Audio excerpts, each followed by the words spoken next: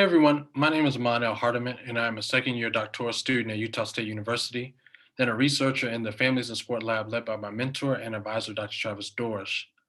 Today I'm here to present and offer results surrounding the sports specialization experience of adolescent female athletes and families. To preface this study, we thought it was important to define sports specialization, which we define as the pursuit of deliberate play in one sport year round.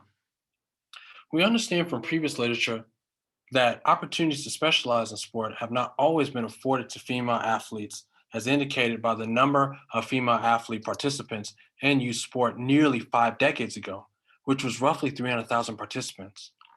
This is notable as we are approaching the 50th anniversary of Title IX, which prohibits sex-based discrimination in any federal funding program or school.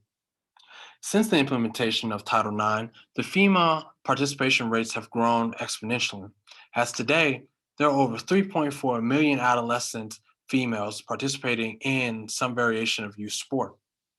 And it should even be noted that parents today are spending on average more money on female athletes than the male counterpart.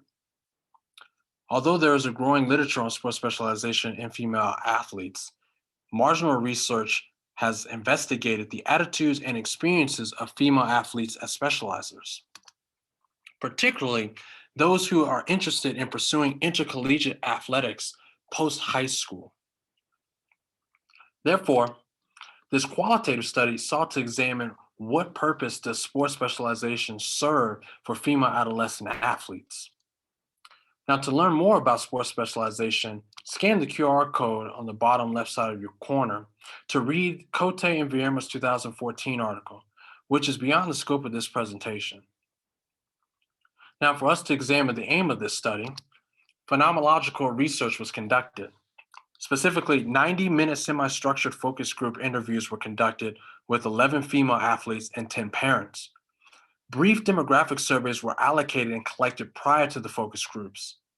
It should be noted that the participants do live in a major US metropolitan area where cost of living is relatively high.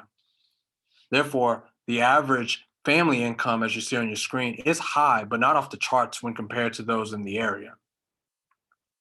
Subsequently, focus groups were conducted and designed to shed light on club effectiveness and purpose of participation. All focus groups were audio recorded, transcribed verbatim, and analyzed through a thematic analysis. Through the thematic mapping, we interpreted 5 major themes in the data, but for the sake of this presentation, we will make note of the 2 most salient themes, which was first, female athletes that seek to specialize in sport do so to pursue intercollegiate athletic scholarships. As one athlete participant mentioned, they knew without a doubt they wanted to pursue college athletics and understood youth sport clubs can play a vital role in getting them exposure with recruiting. The second theme we found was that parents offered support for the pursuit of athletic scholarships and for alternative choices too.